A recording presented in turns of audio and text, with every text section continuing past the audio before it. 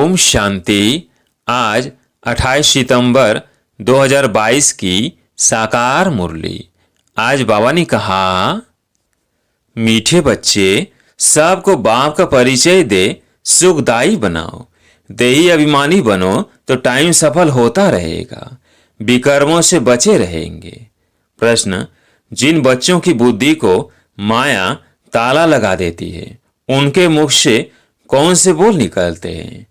उत्तर, उनके मुख से यही बोल निकलते हैं कि हमारा तो डायरेक्ट शिव बाबा से कनेक्शन है। संग दोष के कारण उनकी मूड बुद्धि हो जाती है, सदगुरु का निंदक बन पड़ते हैं। जब कोई कहते हमारा डायरेक्ट कनेक्शन है तो उन्हें मुरली भी प्रेरणा से सुननी चाहिए। ऐसे निंदक बच्चे ठोर नहीं पाते, उनकी बुद्धि को माया ताला लगा देती है। ओम शांति। अभी तुम बच्चे आत्म अभिमानी बने हो, बाबा ने देही अभिमानी बनाया है। जितना देही अभिमानी बनेंगे, बाप को अच्छी रीति याद करेंगे तो विकर्माजीत बनेंगे। देहाभिमानी बनने से विकर्म भस्म नहीं होंगे और ही जास्ती विकर्म होते रहेंगे। फिर नतीजा क्या होगा? एक तो सजा खानी पड़ेगी और पद भी भ्रष्ट हो जाएगा। बाबा से कोई भी पूछ सकते हैं कि बाबा, अगर इस समय हमारा शरीर छूट जाए तो भविष्य में हम किस गति को पाएंगे? मौत तो सामने खड़ा है। ब्राह्मण कुल हुसन को तो बिल्कुल ह्रास अर्थात दुख नहीं आना चाहिए। उनको कहा जाता है महावीर। शास्त्रों में तो स्थूल रूप में बातें ले गए हैं, यह तो ज्ञान की बातें हैं। तुम बच्चे जानते हो, निराकार शिव बाबा ने आत्मा की भी पूरी पहचान दी है कि तुम्हारी आत्मा में क्या क्या पार्ट नूंधा हुआ है। बाप ही बेस्ट समझाते हैं। मनुष्य तो देही अभिमानी है नहीं, देही के बाप को ही नहीं जानते यथार्थ रीति से, इसलिए इसको घोर अंधियारा कहा जाता है। कलयुग को घोर अंधियारा और सतयुग को घोर सोजरा कहा जाता है। आत्माएं सब काली हैं, अर्थात ब्लैक आउट है। सतयुग में देवी देवता धर्म की आत्माएं रोशनी में थी। इस भारत में ही दीपमाला मनाई जाती है। तुम जानते हो, यह हमारी आत्मा घोर अंधियारे में है। बाप घोर सोजरे में ले जाते हैं।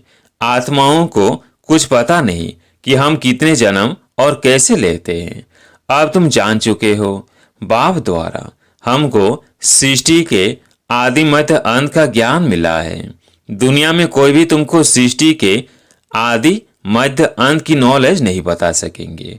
वो तो न आत्मा को न परमात्मा को जानते हैं, बल कहते हैं कि मैं आत्मा हूं, परंतु मैं क्या हूं यह कुछ भी पता नहीं।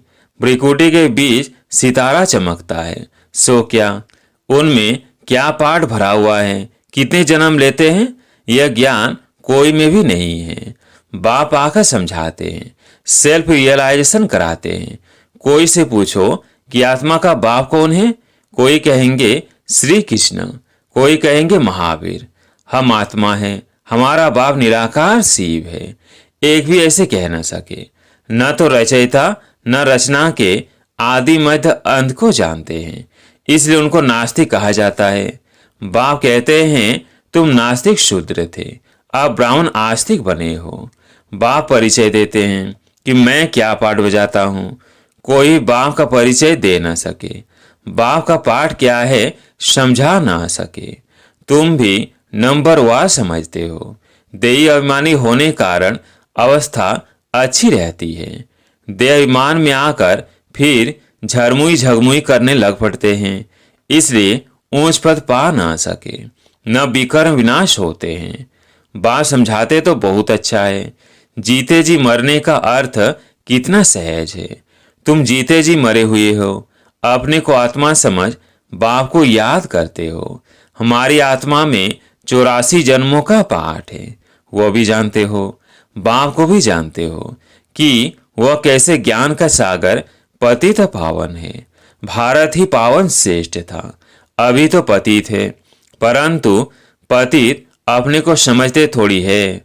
अभी तुम बच्चे जानते हो, पहले तो कोई भी काम नहीं थे, सब मरे पड़े थे, सब कब्रिस्तान बना हुआ है।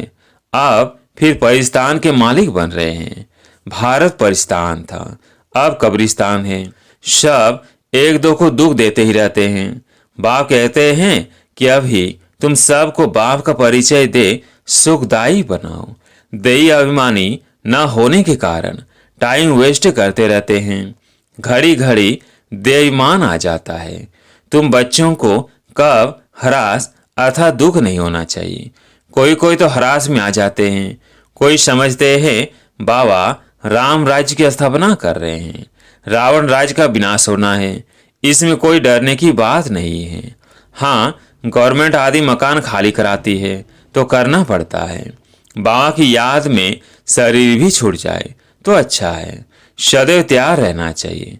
माया का वार अच्छे अच्छे बच्चों पर भी हो जाता है। कोई तो ऐसे मूर्ख बन जाते हैं, कहते हैं कि हमारा तो डायरेक्ट शिव बाबा से कनेक्शन है, परंतु ब्रह्मा के आगे तो जरूर आना पड़ेगा ना।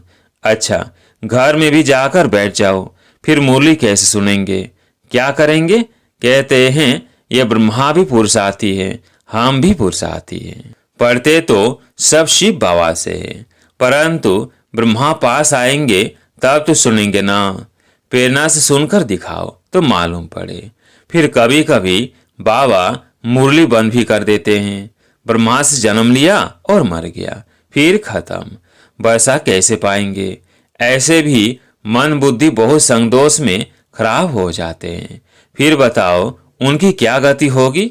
सदगुरु का निंदक बने तो ऊंच ठोर पा नहीं सकेंगे। गुरु ब्रह्मा कहते हैं ना, गुरु विष्णु गुरु शंकर नहीं कहेंगे।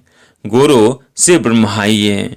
तुम भी माता गुरु बनती हो, सदगुरु द्वारा बनी हो, न कि कलयुगी गुरुओं द्वारा। तुम ब्राह्मण ब्राह्मणिया बनी हो, तुम्हारी है रूहानी यात्रा। मेहनत है। माया किसकी बुद्धि को ताला लगा देती है तो फिर उल्टा सुल्टा बोलते रहते हैं, वेस्ट ऑफ टाइम करते हैं। अच्छा, मीठे मीठे सिकिलते बच्चों प्रति माता पिता बाप दादा का याद प्यार और गुड मॉर्निंग। रूहानी बाप की रूहानी बच्चों को नमस्ते। हम रूहानी बच्चों की रूहानी बाप दादा को याद प्यार गुड मॉर्निंग नमस्ते नमस्ते। अब सुनते हैं बाप दादा के हस्तलिखित पत्रों की कॉपी। ज्ञान के सागर पतित पावन निराकाश शिव भगवानुवाच। अपने रथ प्रजापिता ब्रह्मा द्वारा सर ब्राह्मण कुलभूषण ब्रह्मा मुख वंशावली ब्रह्म कुमार कुमारियों प्रति, हे बच्चों, तुमको समझाया गया है कि पतित पावन को पति दुनिया में आकर पति शरीर में प्रवेश करना पड़ता है। वह पति शरीर कौन सा है? जो पूरे 84 जन्मों का चक्र लगाकर अभी अंतिम जन्म में है। पहला जन्म तो है पावन श्री कृष्ण श्री राधे। स्वयंवर के बाद फिर श्री लक्ष्मी नारायण बनते हैं। अभी वो देवताओं का धर्म है नहीं, अनेक धर्म है। अब फिर से बाप आकर वही सतयुगी देवी देवताओं का धर्म स्थापन करते हैं। प्रजापिता ब्रह्मा मुख वंशावली बच्चे जो ब्राह्मण ब्राह्मणी कहलाते हैं, आत्मा रूप में आपस में भाई भाई हैं। फिर ब्रह्मा द्वारा अडॉप्ट हो भाई बहन बनते हैं। वर्षा पाना है ब्रह्मा कुमार कुमारियों को परम पिता परमात्मा से। शिव बाबा अपने बच्चों आत्माओं को कहते हैं, अब देही अभिमानी व आत्म अभिमानी भव और मुझे अपने बेहद के बाप को याद करो, जो इस योग अग्नि व याद द्वारा सिर पर विकर्मों का बोझा है जन्म जन्मांतर का, सो भस्म हो जाएगा। देह का अभिमान छोड़ अपने को आत्मा निश्चय कर बेहद के बाप मुझ परम पिता को याद करो, तो तुम फिर से पवित्र शतोप्रधान बन जाएंगे। द्वापर में जब से रावण राज्य की स्थापना होती है तब से आत्मा जो सच्चे सोने समान है, जिसको शतोप्रधान गोल्डन एज कहा जाता है, सो अंत में आयरन एजेड तमोप्रधान कही जाती है। अर्थात सतयुग में जो पावन थे सो पतित बन जाते हैं। कलयुग में अब फिर पावन बनने के लिए खास भारतवासी पतित पावन बाप को बहुत याद करते हैं, क्योंकि मेरा अवतरण इस भाग्यशाली ब्रह्मा रथ में ही होता है। इस भाग्यशाली रथ का नाम तो और ही होता है। उनको अपना बनाता हूँ। इसमें प्रवेश कर प्रजापिता ब्रह्मा नाम रख देता हूँ।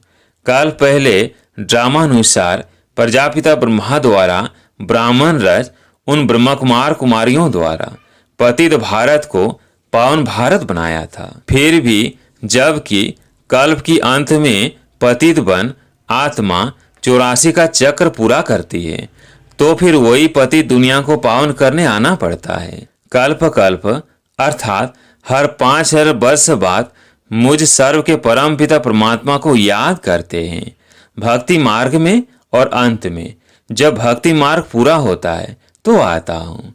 भक्ति मार्ग द्वापर से उतरता मार्ग है।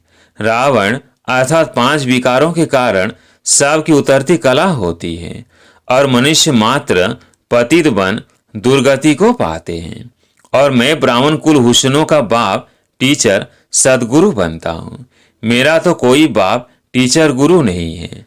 भारतवासी आसुरी संप्रदाय जो सतयुग में दैवी संप्रदाय थे उनका पिता तो हूँ, परंतु उनको फिर से सूर्यवंशी देवी देवता बनाने जो प्रजापिता ब्रह्मा कुमार कुमारी बनते हैं, कल पहले मिसल उनका शिक्षक बनता हूँ। उनको सत्य ज्ञान देता हूँ।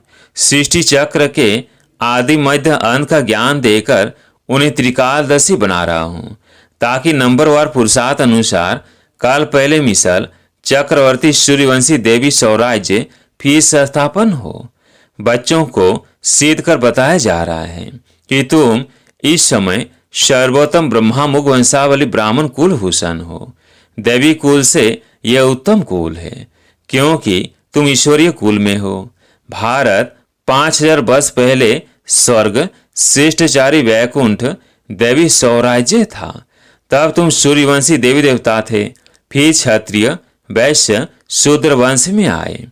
अब प्रजापिता ब्रह्मा द्वारा ब्राह्मण बने हो। इसे 84 जन्मों का चक्र कहा जाता है। सब तो 84 जन्म नहीं लेते हैं। पीछे पीछे अनेक धर्म द्वापर से मठ पंथ स्थापन होते आए हैं और सृष्टि वृद्धि को पाती आई है। वास्तव में प्रजापिता ब्रह्मा मनुष्य सृष्टि झाड़ का फाउंडेशन है, जिसको कल्प वृक्ष कहा जाता है। गोया शिव बाबा मनुष्य मात्र का बाबा पिता है और ब्रह्मा ग्रैंडफादर है। मनुष्य सृष्टि झाड़ व जीनोलॉजिकल ट्री का पहला मनुष्य आदम व एडम व प्रजापिता ब्रह्मा है। प्रजापिता ब्रह्मा और मुख वंशावली परम पिता मुझ परमात्मा शिव से सैज राजयोग और ज्ञान सीख सुख घनेरे सोजरे में जाते हो। गाया भी जाता है ज्ञान सूर्य प्रगटा। ज्ञान सूर्य भी पतित पावन परम पिता परमात्मा को ही कहा जाता है। तुम ज्ञान सोजरे में हो, बाकी सब अज्ञान अंधियारे में है। दूसरा, बच्चों ने ज्ञान सुना और बाबा कहा तो वर्षा मिलना ही है। एक तो बाप को दूसरा सृष्टि चक्र को याद करना है और तो कोई तकलीफ नहीं। बाप जानते हैं कि बच्चों ने भक्ति मार्ग में बहुत तकलीफ देखी है, अभी और क्या तकलीफ बच्चों को देवे। जितना भक्ति में मेहनत उतना यहाँ चुप रहना है। जितना योग में रहेंगे उतना विकर्म विनाश होंगे। कहते हैं ना, तमेव मातश्च पिता। दूसरे लौकिक माँ बाप भाई बंधु इस समय सब दुख देते हैं, यह भी सबको सुख देते हैं, सदा सुखी बनाते हैं। अच्छा, धारणा के लिए मुख्य सार। पहला पॉइंट, हम ऊंचे ते ऊंच सर्वोत्तम ब्राह्मण कुलभूषण है, इस खुशी में रहना है। स्वयं भगवान बाप टीचर गुरु के रूप में हमें मिला है, इस स्मृति में सदा हर्षित रहना है। दूसरा पॉइंट, किसी भी बात के दुख अर्थात ह्रास में नहीं आना है। झरमुई झगमुई में समय बर्बाद नहीं करना है। आज प्यारे मीठे बाबा का वरदान, विश्व कल्याणकारी बन अशांत आत्माओं को शांति का दान देने वाले मास्टर दाता भव। विश्व कल्याणकारी बन अशांत आत्माओं को शांति का दान देने वाले मास्टर दाता भव। दुनिया में हंगामा हो, झगड़े हो रहे हो, ऐसा शांति के समय पर आप मास्टर शांति दाता बन औरों को भी शांति दो। घबराओ नहीं, क्योंकि जानते हो जो हो रहा है वह भी अच्छा, और जो होना है वो और अच्छा। विकारों के वशीभूत मनुष्य तो लड़ते ही रहेंगे, उनका काम ही यह है। लेकिन आप विश्व कल्याणकारी आत्माएं सदा मास्टर दाता बन शांति का दान देते रहो, ये आपकी सेवा है। स्लोगन: अपनी सर्व प्राप्तियों को सामने रखो तो कमजोरियां सहज समाप्त हो जाएंगी। अपनी सर्व प्राप्तियों को सामने रखो तो कमजोरियां सहज समाप्त हो जाएंगी। अच्छा, ओम शांति।